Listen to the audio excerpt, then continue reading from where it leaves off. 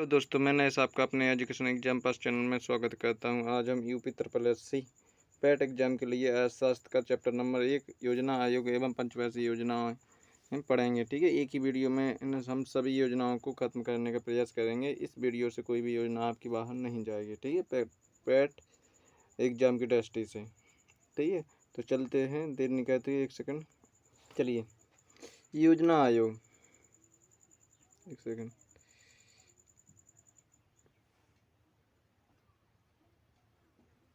Second. योजना आयोग 15 अगस्त 1950 में योजना आयोग का गठन हुआ है। ठीक है, भारत का प्रधानमंत्री इसके अध्यक्ष होते हैं और प्रधानमंत्री जवाहरलाल नेहरू ने इस योजना आयोग का गठन किया था।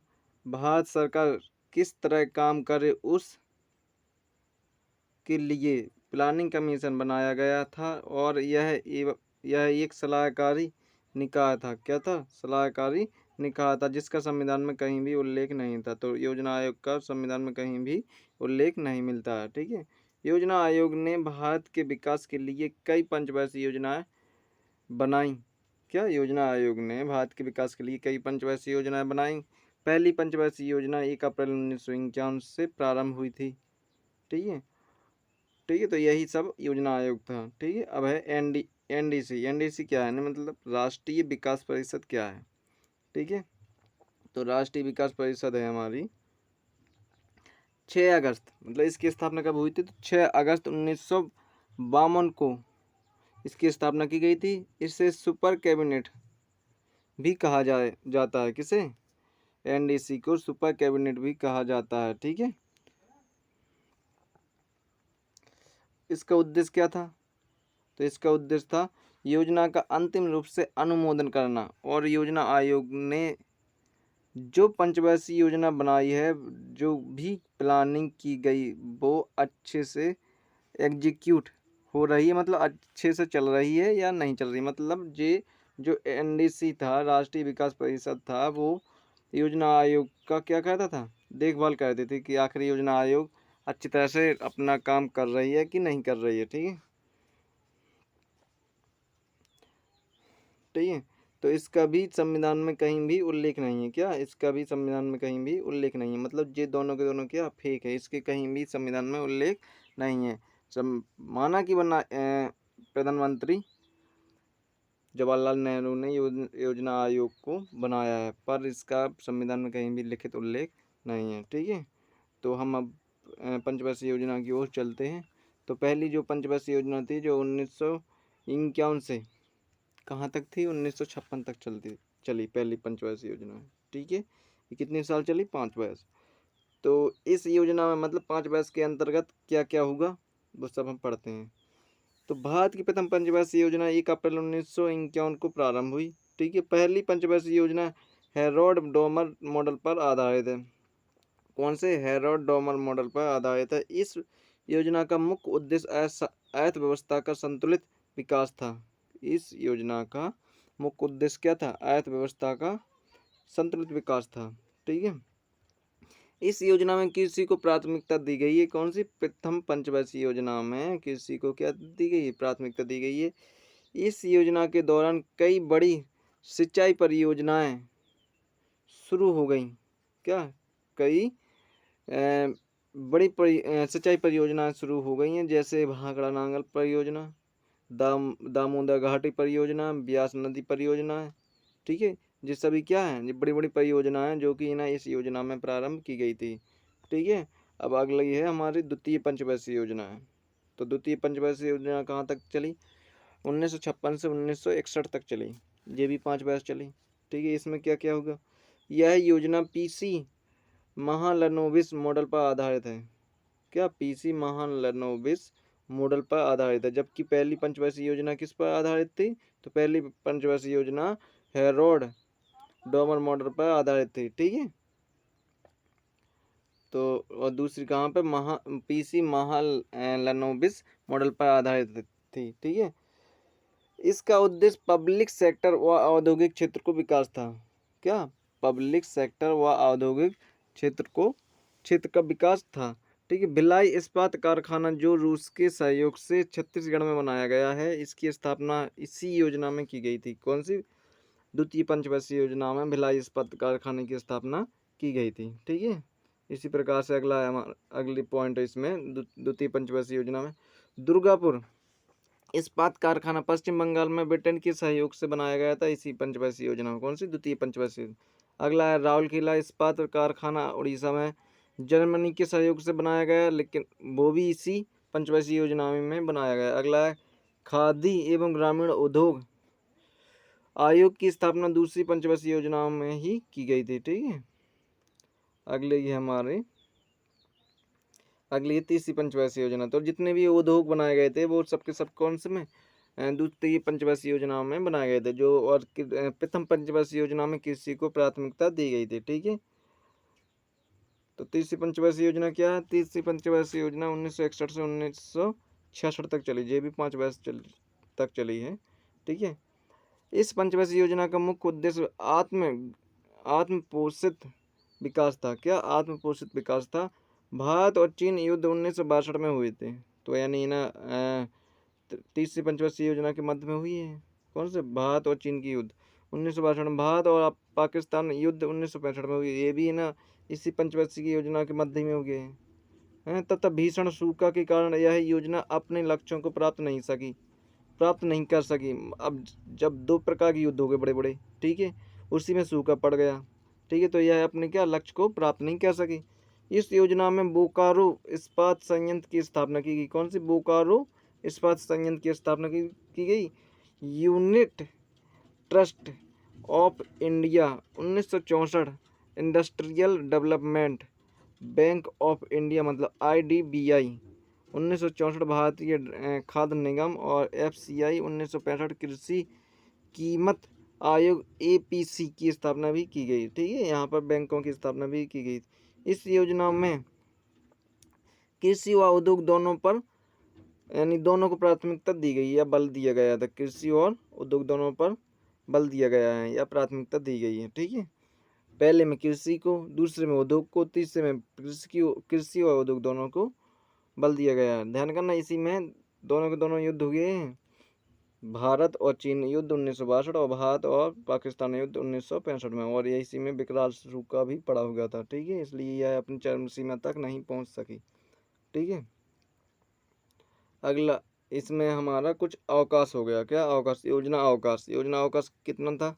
1966 से 1969 तक योजना अवकाश मतलब होगा कि यह मतलब आगे पंचवर्षीय योजना ना चल सकी और यह 3 साल का क्या हो गया? अवकाश हो गया। तो इस अवकाश में कौन कौन से मतलब योजना चलाएंगे या क्या क्या होगा इस अवकाश के अंदर? तो इस दौरान 3 वर्षीय योजना चलाई गई। कौन सी 3 वर्षीय योजना? ठीक है। 1966 से 1969 तक। ठीक है, चलाई गई, क्योंकि चीन व पाकिस्तान के साथ युद्ध होने के कारण चौथी पंचवर्षीय योजना शुरू न करने का निर्णय लिया गया। ठीक है, क्योंकि भारत क्या आर्थिक तंगी में आ गया था, क्योंकि दो तो बड़े बड़े युद्ध हो चुके थे। अगली बात कि सूखा ने भी भारत को पे दिया था, इसलिए वह चौथी पंचवर्षीय योजना को शुरू नहीं कर सका। ठीक है, तो इसलिए ये ना योजना अवकाश प्रारंभ कर दिया 3 साल का। ठीक है, तो इसी कारण चौथी पंचवर्षीय योजना शुरू न करने का निर्णय लिया गया। तो इसी दौरान हरित क्रांति की शुरुआत 1966 से 67 में हुई। का 1966-67 में किसकी हुई? हरित क्रांति की शुरुआत।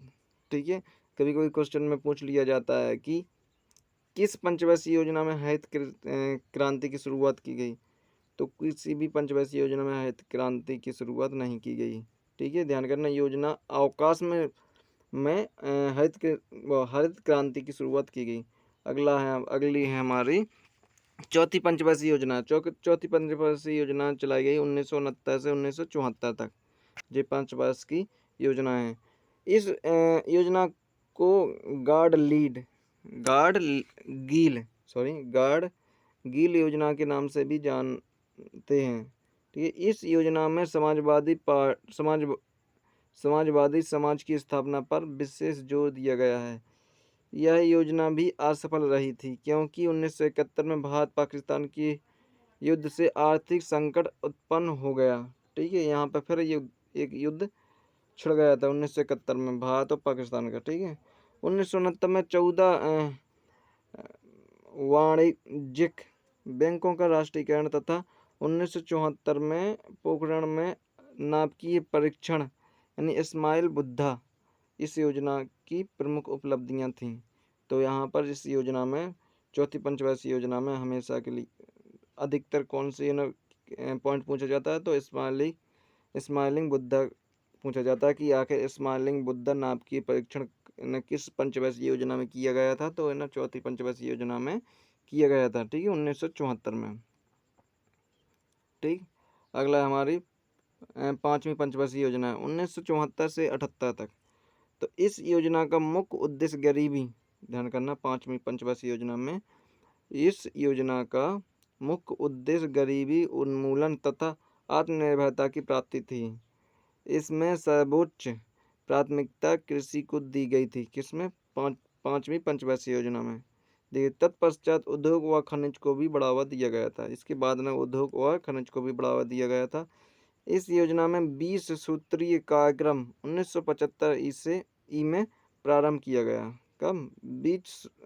20 सूत्रीय कार्यक्रम 1975 में प्रारंभ किया गया है। कौन सी पंचवर्षीय योजना में? पांचवी पंचवर्षीय योजना में। ठीक है, इसी में है गरीबी हटाओ का नारा इंदिरा गांधी ने इस योजना में दिया था।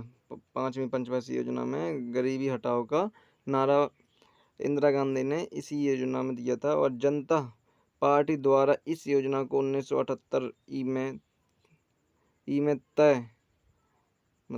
में तय वर्ष समाप्त से एक वर्ष पहले ही समाप्त कर दिया गया था। किसने?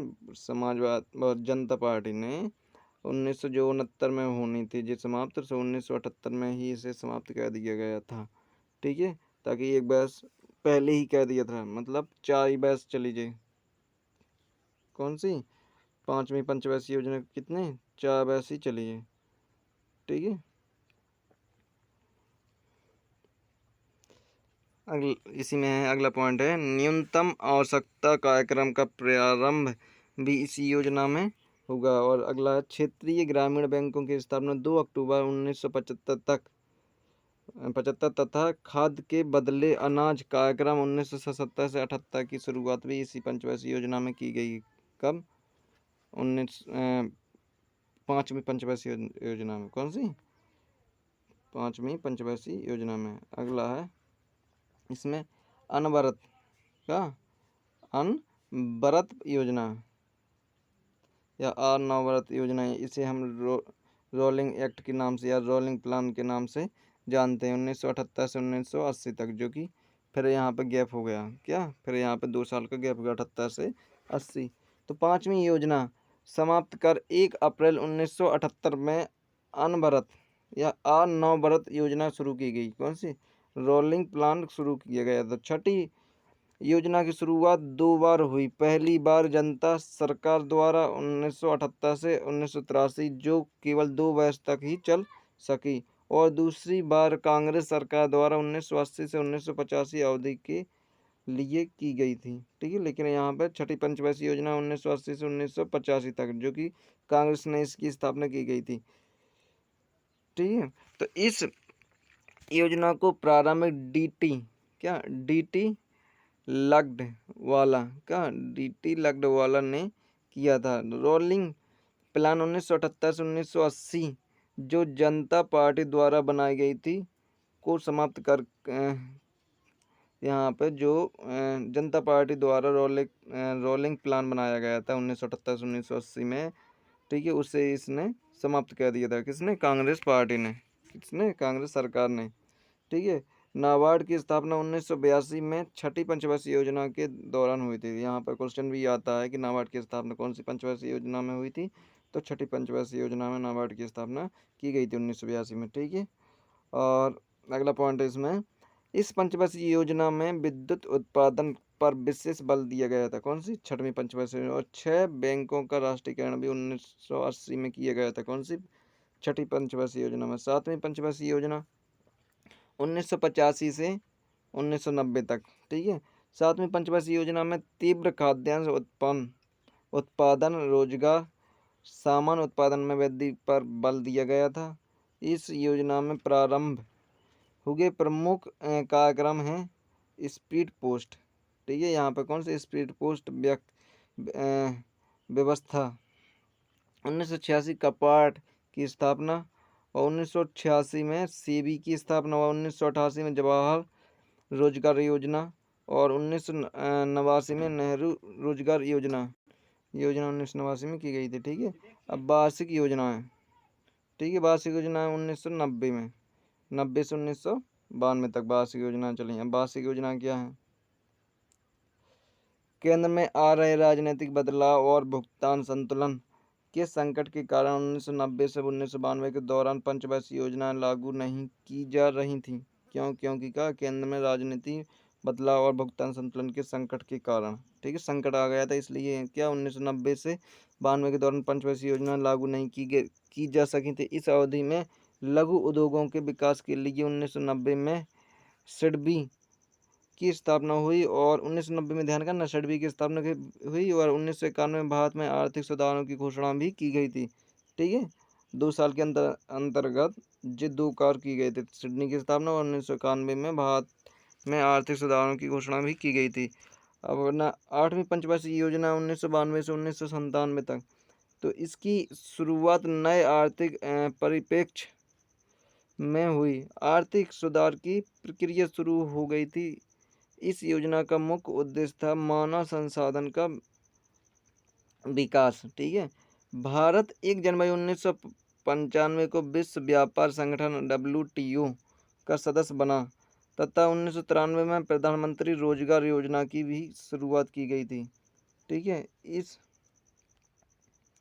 इस योजना का प्रारूप 4 सरकारों ने अपने अपने तरीकों से तैयार किया था। 9वीं पंचवर्षीय योजना है जो कि 1997 से 2002 तक। 9वीं पंचवर्षीय योजना कौन सी? 1997 से 2002 तक। इस योजना के समय दक्षिण पूर्वी एशियाई देशों के वित्तीय संकट चल रहा था। दक्षिण पूर्वी एशियाई देशों में वित्तीय संकट चल रहा था, जिसका प्रभाव भारतीय अर्थव्यवस्था पर भी पड़ा। हालांकि इस समय तक अर्थव्यवस्था 1990 के वित्तीय संकट से बाहर निकल चुकी थी। इस योजना का मुख्य उद्देश्य सामाजिक न्याय और समानता के साथ आर्थिक समृद्धि था। इसके लिए जीवन स्तर, रोजगार सृजन, आत्मनिर्भरता और क्षेत्रीय संतुलन जैसे क्षेत्रों पर विशेष बल दिया गया। 10वीं पंचवर्षीय योजना क्या बोलती है कि 2002 से 2007 तक यह पंचवर्षीय योजना चली थी। ठीक है, इस 10वीं पंचवर्षीय में कौन कौन सी घोषणा की गई? तो 10वीं योजना के अंतर्गत निम्नलिखित महत्वपूर्ण कदम उठाए गए थे। कौन कौन से? नंबर पहला है प्रति व्यक्ति आय को 10 वर्ष में दुगना करना। अगला है साक्षरता दर को 2007 तक 75% यानी 75% तक पहुंचाना। अगला है वानिकीकरण को 2007 तक 25% एवं 2012 तक 33% के स्तर पर लाना। ठीक है, यही सब योजना मतलब घोषणा की गई थी 10वीं पंचवर्षीय योजना में। ठीक है, अब 11वीं पंचवर्षीय योजना में कौन कौन सी कदम उठाए गए थे? तो 11वीं पंचवर्षीय योजना 2007 से 2012 तक चली थी। तो इस योजना के अंतर्गत औसतन 9% की वार्षिक वृद्धि दर प्राप्त करने का लक्ष्य निर्धारित किया गया था, लेकिन अमेरिकी अर्थव्यवस्था में वित्तीय संकट का प्रभाव इन लक्ष्यों पर पड़ा। ठीक है, ध्यान करना, ये चीज़ भी इम्पोर्टेंट है। इस योजना के अंतर्गत औसतन 9% की वार्षिक वृद्धि दर प्राप्त करने का लक्ष्य निर्धारित किया गया था, लेकिन अमेरिकी अर्थव्यवस्था में वित्तीय संकट का प्रभाव इन लक्ष्यों पर पड़ा, जो कि 9% औसतन वार्षिक वृद्धि नहीं कर सका था। अगला अपनी 12वीं पंचवर्षीय योजना है। 12वीं पंचवर्षीय योजना थी हमारी भारत की। 12वीं पंचवर्षीय योजना को दिसंबर 2012 में राष्ट्रीय विकास परिषद द्वारा स्वीकृत प्रदान की गई थी। इस योजना का केंद्र बिंदु है तीव्र और सपोषणीय और अधिक समावेशी विकास। ठीक है, तो यही सब योजनाएं थी और यहीं से आपके क्वेश्चन पूछे जाएंगे। ठीक है, तो प्लीज़ वीडियो देखने के लिए धन्यवाद। Thank you for watching video. और इस वीडियो को लाइक करना, शेयर करना तथा सब्सक्राइब करना मत भूलना। Thank you.